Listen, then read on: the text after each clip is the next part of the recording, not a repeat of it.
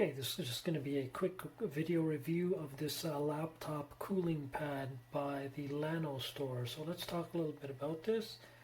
So what you see here in front of me is this pretty large sized cooling pad, but that's not all you get in the package. So you get the cooling pad, you get this memory foam ring here which goes around, which you lay your laptop on top of. You also get this cable here which allows you to link your laptop up to the additional ports that are on the side, which I'll talk about in a minute. And you also get this additional extra filter that comes with the cooling pad as well. And you also get a user manual.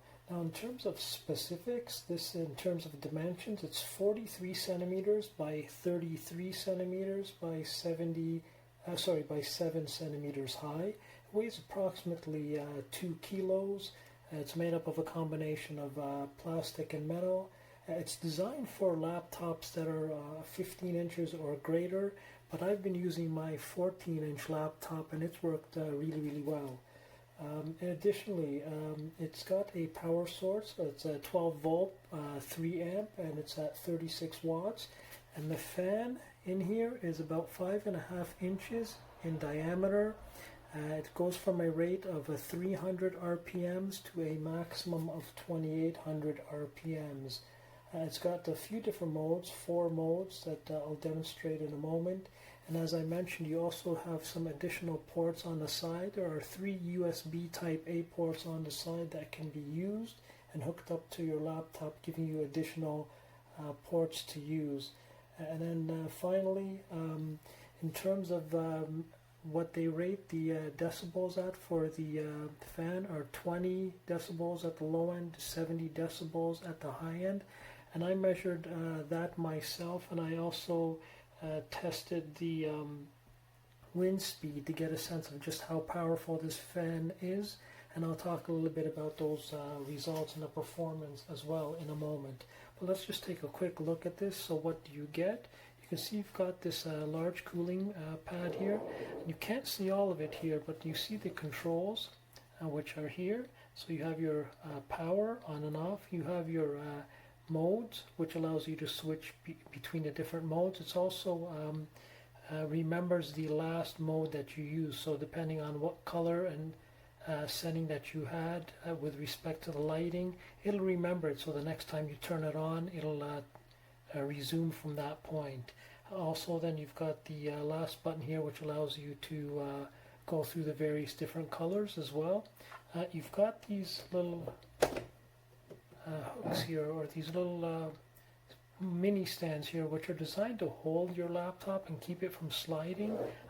It's a little bit difficult to tell, but this is on an angle right now. It's probably at about a possibly about a 30-degree angle or so.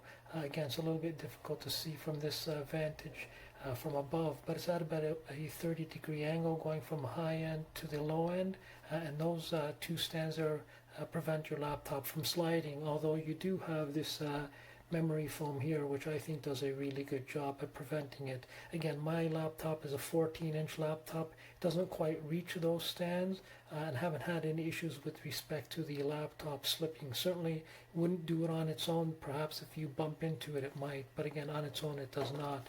Again, you can see this memory foam pad here goes around on the outside. And then you've got this interesting sort of what I call a futuristic sort of record player looking design here on the face. Now in terms of where does the air actually come out, let me just unplug this. The air comes out from all directions. You kind of see it here. It goes around in all directions here, and the air comes out from all directions. So it's a 360-degree system, but there is a difference that I measured between the wind speed on the lower end versus the high end. So depending on where your laptop takes in air, you might actually benefit more if you actually reverse your laptop on this. Again, that's going to be something that will depend on your specific laptop, but the wind speed coming out of the bottom side or the front of my laptop is a lot stronger than it is on the upper side near the rear. It happens, so happens that my laptop actually has its air intake near the top, so it's actually getting a little bit less than it would if I actually switch it around. Now let me just quickly remove this for a second here so I can give you a sense of what this looks like around the rest of the stand. So on the side here you can see you've got your 3 USB type A ports, and then you've got this USB type C port as well as the power port. Now obviously this goes into the goes into your power brick. So again, it's a 12 volt 3 amp power brick at 36 watts. This USB type C port has a USB type A which goes into your USB type A port into your laptop, and once you do that, these then become functional. And again, you get 3 USB type A ports here, so you can extend it from using 1 on your laptop by getting 3, so it would be a net gain of 2 USB type A ports. Now again, here is the control panel, and I'll demonstrate this in a moment. Also, the way you control the fan speed is through this neat little roller wheel. So as you roll it, it'll increase or decrease the RPMs with respect to the fan. Now on the other side here, there is nothing, but what you can see certainly is the line where the RGB, the LED RGB lighting is. Same with the front. And I'll just turn it around so you can see again here the side. Again, this light area is where it lights up. Then on the back you have this sort of honeycomb pattern, so you can get a sense there. All of this lights up as well. And then you've got on the bottom side, you've got these feet here, so these can be closed.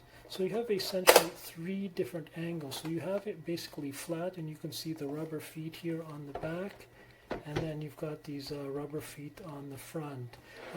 You can only adjust the back legs. So if I lift this up, this would sort of be your second level, and that's, let me just give you a sense, that's approximately an inch or so. And then lastly, if I put my finger here through, can set this up to 1 more level higher, and there you go. And so that then increases the distance to about roughly, I would say, about 2 inches or so. And so again, that's from the rear. Now the fan is located here on the bottom. If I open this up, it's really quite, let me just open this up here. So what you see is the actual cotton filter. Again, you do have an extra one provided for you, but this is the one that comes with the unit. And then obviously you can see access to the bay for the fan, which I said is about 5.5 inches. Now again, you just put this back in and then slide the grill back over it, and we'll take care of this in a second, and then we will take a look at this in action. So what I'm going to do now is I'm just going to plug this in and turn it on, and we'll get a sense of how this actually works.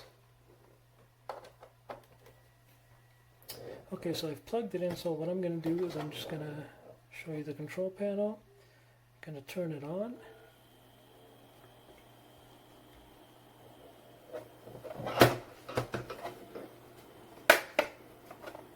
So let me just close the legs here.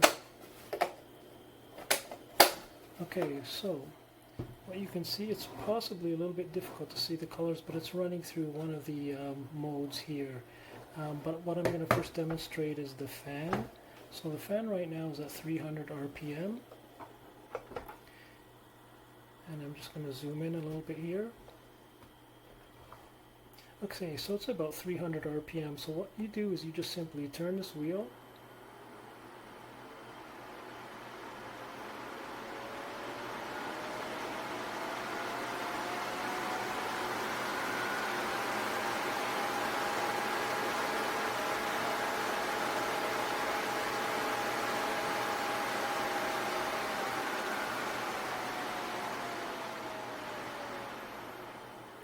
Okay, so you can see how you increase and decrease the fan speed. Now again, if you take a look at this from the rear, I guess. We'll just take a quick look here. You can see that it's running through the different modes here. So that's the first mode where it's sort of just going through the various different colors. Now I can change this mode by simply pressing the M letter. You can see now it has gone into sort of a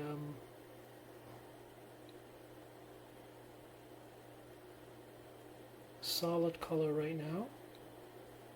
And then if I was to, and then I can just change the colors, by the way, by just pressing this other button. So here you would have, it's a little bit hard to see, but you have a violet, you have orange, you have this sort of pink, red, and then you also have this light blue or cyan, and so back to the violet color. Again, I can then press the M.